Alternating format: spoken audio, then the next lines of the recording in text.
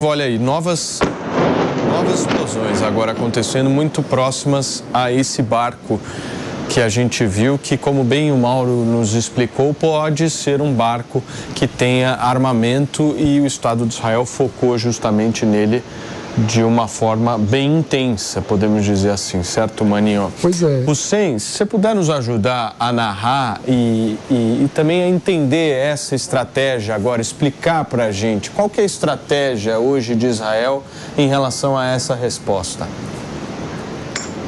Resposta em qual sentido, Paulo? A resposta que nós estamos vendo hoje, se eu não estou enganado, Mano, o PP, o Nelson podem me corrigir, mas eu vejo uma intensificação significativa dos bombardeios. Ontem a gente teve inúmeros bombardeios aqui, mas hoje, assim, nós não estamos conseguindo falar direito, que vocês estão ouvindo o barulho das bombas, o barulho das sirenes, ou seja, a situação está muito pior na comparação com ontem. Eu quero entender qual é a estratégia de Israel. Israel vai forçar mesmo a mão ou não?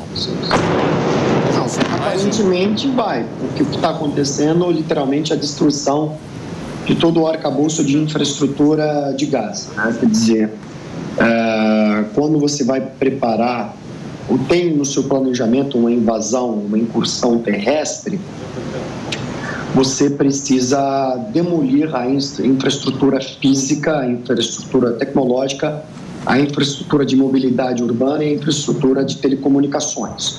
Então, o que eles fizeram? Literalmente, encerraram as linhas de suprimentos, demoliram as principais vias de acesso, bombardearam os bairros onde se localizam as lideranças do Hamas, destruíram as torres de comunicação, quer dizer, de rádio, TV, celulares, estão destruindo os barcos pesqueiros e toda e qualquer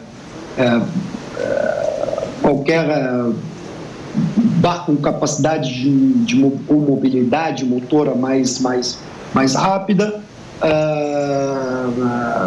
e aí tudo isso, na verdade, é uma parte do planejamento para a eventual incursão terrestre. Muito bem, a incursão terrestre, ela será feita a partir de um único ponto fronteiriço, de diversos pontos fronteiriços, será feita de forma simultânea, isso tudo vai depender do planejamento militar, né?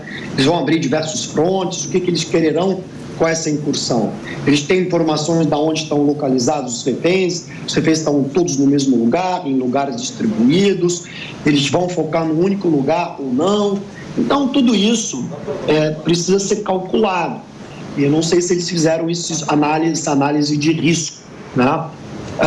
Incursão terrestre vai levar porque aí você entra numa linha de infantaria de curta distância, num combate de curta distância, numa linha de infantaria. Muitas vezes, linha de infantaria, você tem que conhecer o terreno.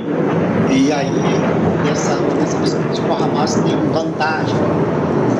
Olha, nesse momento nós temos mais mísseis sendo lançados direto da faixa de Gaza, ao vivo, para você que nos acompanha na programação da Jovem Pan. Infelizmente, a manhã inteira vocês estão tendo aí a obrigatoriedade de ouvir esse barulho ensurdecedor. Eu fico imaginando, se aqui o barulho é ensurdecedor, imagina lá, Mano Ferreira, um negócio assustador.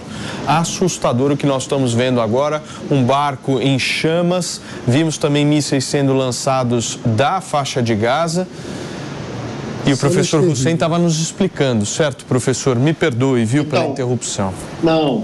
Então, e aí você entra numa área extremamente povoada e além de ser uma área povoada, o que você vai fazer com 2 milhões de habitantes em Gaza? Para onde vão fugir? Se você meter um cerco, não tem para onde fugir. Se vão fugir, vai entrar no território israelense. Ou vão para o mar. Para onde eles vão fugir? Fronteira com o Egito, por Rafah, está fechada. Vão fugir para onde? Então, uma incursão militar vai levar muitas baixas de civis. E você está entrando num conflito urbano de ruelas, muitos prédios. O dano colateral é muito alto. Então, e aí a vantagem tecnológica que Israel pode ter, ela vai se reduzindo quando você entra muito no terreno urbano acidentado de muitos prédios, etc. Então, vira um contato, uma linha de infantaria muito próxima, e isso vai levar a muitas baixas dos dois lados. Então tem que ver como é que o governo israelense vai reagir com isso também, né? Então, claro, vai ter cobertura aérea, mas não adianta ter cobertura de aviação, você vai ter cobertura de helicóptero, né? Então, mas isso também se torna algo fácil para uma artilharia de curta distância do Hamas. Então, não é um combate fácil, é um combate extremamente difícil, um conflito urbano, e normalmente tende a ser longo, né? Se você tem como objetivo entrar e libertar reféns. Se teu objetivo é entrar, mostrar força, bombardear, destruir e sair, é outra coisa. Depende qual é o teu objetivo final no contexto militar. E como é que você vai traduzir isso politicamente depois. Porque você entrar, destruir, ir para uma incursão militar numa linha de infantaria e sair de mãos vazias, na verdade, é uma soma de fracasso. Sim. Né? Gente, deixa eu fazer um rápido break para quem está no rádio. São 11h34, nós já voltamos. Maninho, você me pediu a palavra? Sim, porque um ponto adicional é que a gente está falando numa possível incursão militar que tenha como objetivo resgatar reféns, por exemplo. A gente está falando de uma necessidade muito grande do serviço de inteligência para ter alguma ideia de onde estão os reféns. Mas a gente está falando justamente de uma semana em que o serviço de inteligência de Israel está completamente em xeque, porque foi a maior falha talvez da história de Israel, com o ataque terrorista que aconteceu, com todo esse planejamento. Lembrando, foi um ataque caro, um ataque que envolveu diversos mísseis, que envolveu uma movimentação de infraestrutura muito ampla, e que Israel foi pego completamente. Mas nós conversamos sobre isso no domingo, Maninho. Aí tem dois lados da história, né? Alguns podem identificar como uma falha e outros também podem identificar como um crescimento significativo do poderio militar do Hamas. Porque o especialista nos explicou da questão da intensidade do ataque e daqueles 3%, lembra dos 3%? Do domo de ferro. Do domo de ferro, que falha. Mas o ponto é que, diante disso tudo, a gente está falando, então, de que, de alguma forma, Israel estava cego sobre o crescimento do poderio do Hamas. Quem falha tem ataque cibernético, não sei se tem alguma conspiração, mas teria até um ataque cibernético que teria contaminado a inteligência de Israel. Né? Mas tem uma questão anterior também, né? Porque a mobilização para jogar 5 mil mísseis pela faixa de Gaza envolve mobilização de pessoas, mobilização de equipamentos que dava facilmente para qualquer aparato militar identificar e poder responder antes do ataque. Né? Não, e professor, a dúvida que a gente tem é a seguinte: de onde vem esse dinheiro? Porque é muito dinheiro, certo? Tem que ter financiamento isso daí. Não caiu do céu. Tem alguém financiando essa história. Da onde vem isso, Hussein? Meu caro, tem que ter evidências. Eu não tenho evidência nenhuma. Não sei de onde os cheques estão saindo e aonde o depósito está sendo feito. E aí precisa de uma auditoria do TCU para identificar isso. Então, é uma pergunta que você me faz, eu não sou incapaz de responder. Agora, todo mundo sabe que o Hamas tem conexões, seja com o Catar, eu não sei se o Catar financia, e também é apoiado pelo Irã. Não sei se o Irã financia. Agora, até onde se sabe, boa parte da produção dos artefatos de lançamento são produzidos na própria faixa de Gaza, com material que eles aprenderam e refinaram ao longo do tempo com engenharia local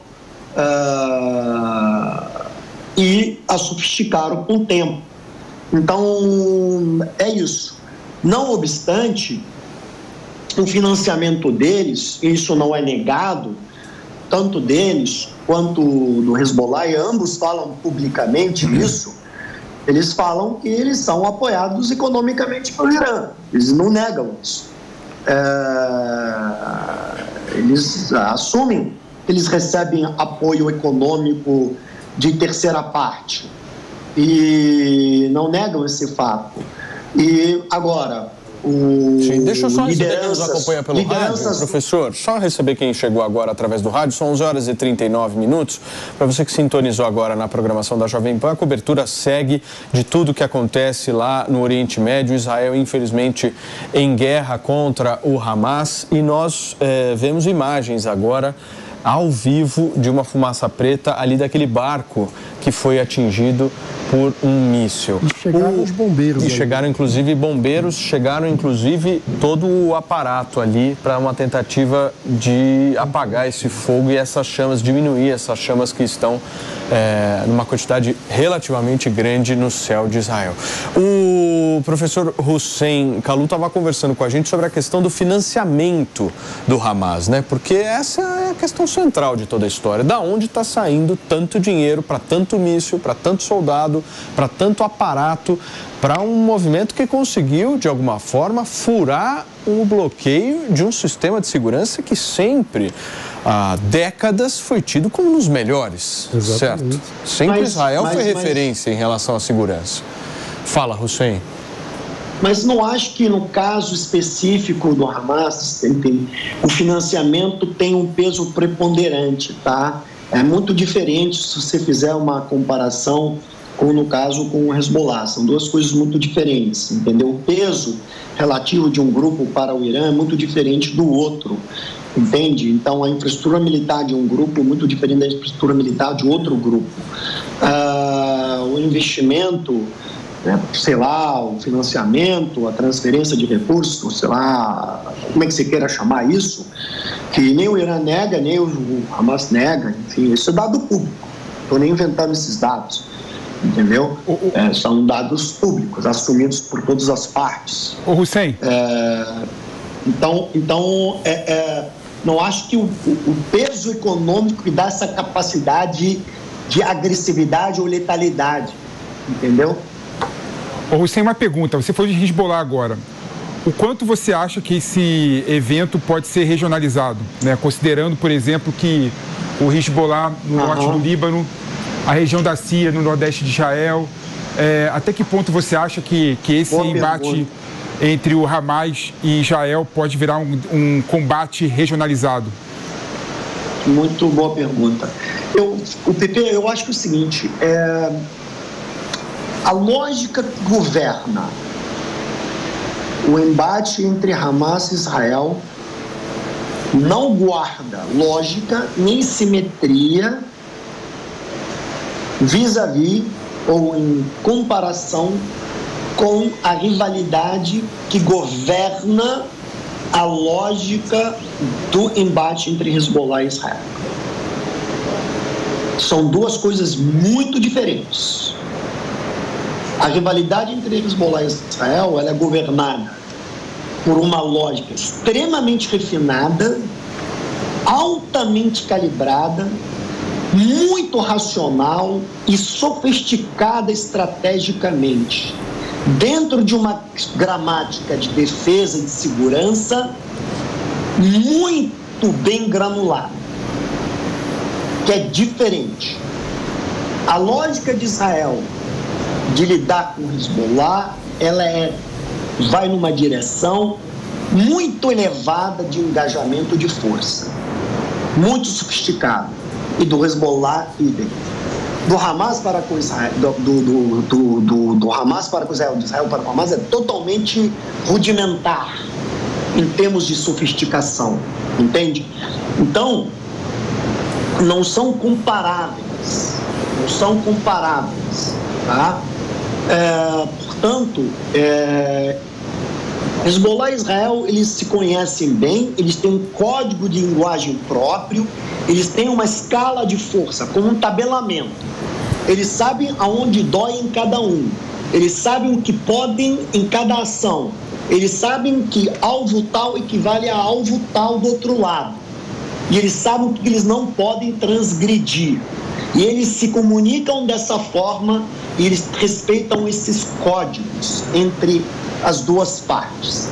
Então, para que você entenda o que eu estou dizendo, no primeiro dia, grupos de indivíduos se infiltraram da fronteira libanesa do sul do Líbano para a fronteira norte de Israel. Não eram integrantes ou militantes do Hezbollah, eram, sei lá, enfim, depois descobriram que era da Jihad Islâmica e de outros grupos palestinos que estavam no Líbano. A primeira coisa que o Hezbollah fez foi negar. Isso é um recado, tá? O que eles querem transmitir? Por outro lado, não fomos nós. Isto é, não temos interesse no engajamento. Eles efetuaram uma operação militar, sim, dentro de uma fronteira delimitada das fazendas de Shebaa, que fica dentro da fronteira libanesa, mas existe ocupada por Israel e cercada por um cerco e tem um posto militar. Eles fizeram uma operação com granadas, tiros e tal, sem danos letais, para dizer o quê? Isso é uma mensagem. Nós não queremos nos engajar. Qualquer operação nossa se restringe dessa linha para trás. Então não façam nada estúpido. Não nos arrastem para a guerra. Isso Ricardo, não é nem para o Netanyahu, para os comandantes militares. Entende? Então, esses códigos,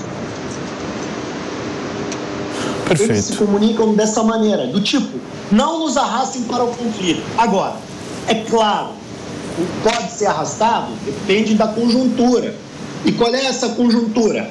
Essa conjuntura pode ser, se esse escopo se alastrar, se o uso desproporcional da força, tem 2 milhões em Gaza mortos, porra, esse negócio se intensifica e tem 1 milhão de mortos, aí, meu caro, muda toda a geometria desse negócio e a coisa pode se regionalizar, que espero que não aconteça. Professor Hussein, nós vamos conversar daqui a pouquinho com o pastor Felipe Valadão. Não sei se o pastor já me ouve.